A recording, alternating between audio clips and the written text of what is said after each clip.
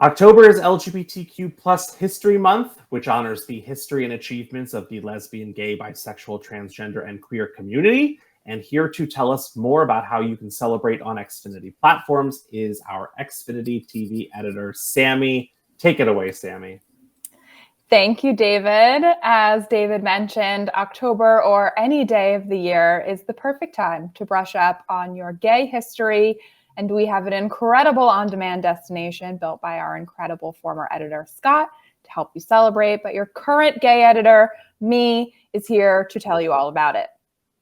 First up, we have recommended viewing for every single LGBTQIA person, including titles like The Handmaiden, Carol, and Call Me By Your Name, which are some of my favorites. Then we have storylines chronicling LGBTQ history and unstoppable spirit with titles like Rocket Man and the incredible HBO series We're Here. The destination also highlights community pioneers like Marsha P. Johnson, who, if you don't know, was one of the most prominent figures of the gay rights movement in the 60s and 70s and at the Stonewall riots. This section also has some trivia, which we may or may not be getting into in a little bit. To put the gay in gamer, Scott has curated an abridged version with factoids about gay community in gaming, factoids about Birdo, who was the first trans video game character, and Bill and Ted from The Last of Us, who in the TV series completely broke my heart, and I'm sure did yours. Lastly is the most incredible and my favorite section, Can't Be Erased, which is an abridged history of LGBTQ representation in entertainment and media from 1895 all the way through 2019. Now, I thought it would be fun to quiz you both, Kwam and David, on some LGBTQ plus history in honor of History Month. These questions aren't too hard, but I'm also definitely trying to stump you. Let's get into it. I'm excited because last time when Scott did this, I got so many wrong, and boy, has he not let me forget it ever since. All right, question number 1. In the year 2000, the season finale of this popular series featured the first passionate kiss between two men on primetime television. And I made it multiple choice to make it a little easier. Is it A, Survivor, B, Dawson's Creek, C, Gilmore Girls, or D, CSI Vegas? I was going to guess B, Dawson's Creek. I believe it was. It was Kerr Smith. That is correct. Ding, Yeah. ding, ding, ding, ding, ding. We need some sound effects. Yeah, ding, ding. I'll take care of the sound effects. Oh, sorry. Yes, you are both correct. The answer is B, Dawson's Creek. In the year 2000, Kerr Smith made history when his Dawson's Creek character, Jack McPhee, was a part of the first gay kiss on television. This was before my time. David, do you remember the year 2000? Can you shed some light? Sam, you were alive in the year 2000. Yeah, I was never a Dawson's Creek fan, but this was a notable moment. I mean, obviously, I didn't watch Dawson's Creek, but I know the name of the actor who was involved in that, Kerr Smith. So obviously, it was of importance, and yeah, I believe Kerr Smith's character was Michelle Williams' sister in that show. I think. I don't remember that much, but I remember most of it. All right. Well, on to our next question. This is a musical-related question, special for you, Kwam. Which mega star musical artist makes a mention of the LGBTQ advocacy group GLAAD in a song lyric? Is it A, Harry Styles, B, Beyonce, or C, Taylor Swift? Well, I was going to guess Beyonce or Harry Styles, but I'm going to go out on a limb here and say C, Taylor Swift. Are you looking at the blur, Kwam? I am not looking at the blur at all. That has nothing to do with my decision my answer. I would have guessed Harry Styles, but maybe not. Oh, all right. Well, that doesn't feel like a confident answer from either of you, but the answer is C, Taylor Swift. You were right, Kwam. In her song, You Need to Calm Down, she has the lyric, you are somebody that we don't know, but you're coming at my friends like a missile. Why are you mad when you could be glad? Oh, I didn't know that's what the lyric was referring to. Yeah, that could be. Maybe it's a double entendre. Yep, but in the lyrics themselves, it has capitalized GLAAD. So yeah, Taylor Swift, the ally to us all. All right, Taylor. All right, on to our next question. This one is for me as a Grey's Anatomy fan. True or false? Grey's Anatomy holds the record for featuring the longest running queer character in TV history. True or false?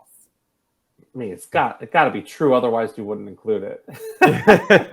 I think it's true. I mean, just because how long Grey's Anatomy has been on television for too, it definitely feels like it's true.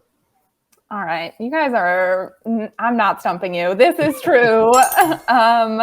Before they played Che Diaz on And Just Like That, Sara Ramirez played Dr. Callie Torres on Grey's Anatomy for 11 seasons for 239 episodes.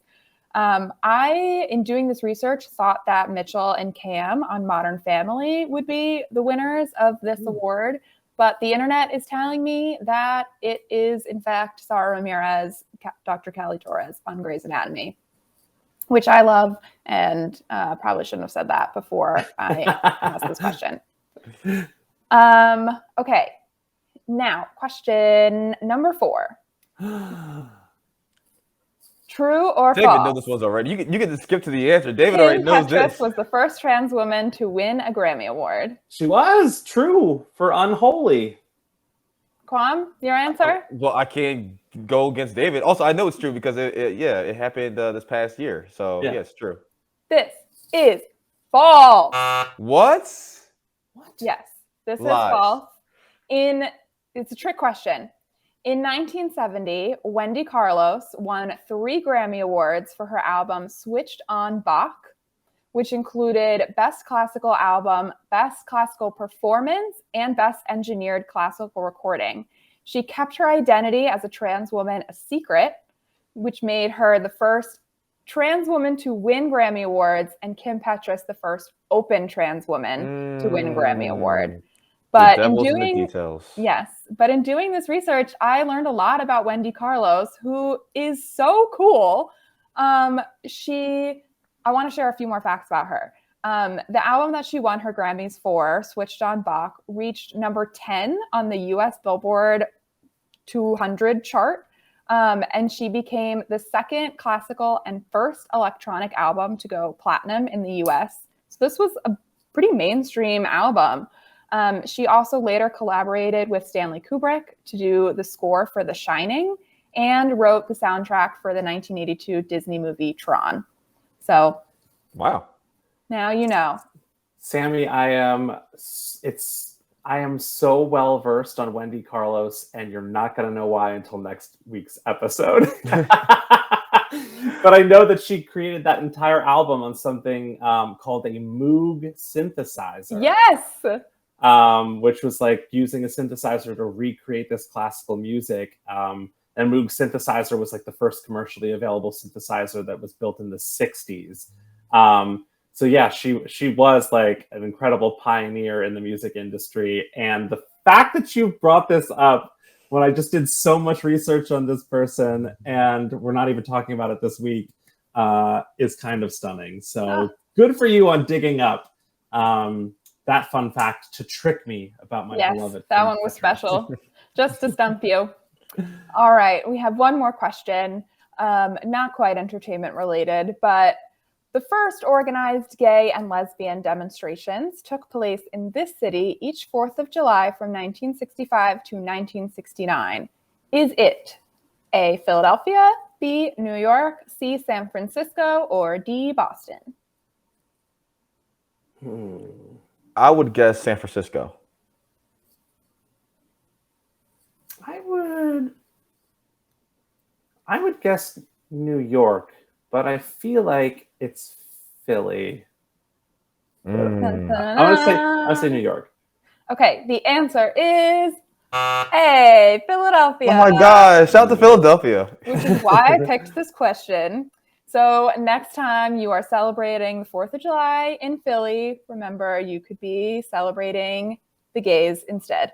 I love that. All right, that wraps it up on trivia. I'm pretty impressed. You guys did great. Thank you. I'm happy with how we did too. Also, those characters from The Last of Us are Bill and Frank. Bill and Frank. Oh my God, Bill and Ted's Excellent Adventure. But Yeah, I was like, Bill and Ted doesn't sound too I right. hope Bill and Ted had a secret relationship, honestly. Me too. That's the sequel that we are all asking for. Thank you for putting that together, Sammy. That was great, and I feel some sort of redemption from last year's. What did Scott do? It was drag queen spelling bee that I bombed that he never lets me forget. Well, anyway, thank you. And check out the entire LGBTQ plus History Month collection right now by saying what to watch or LGBTQ into your voice remote.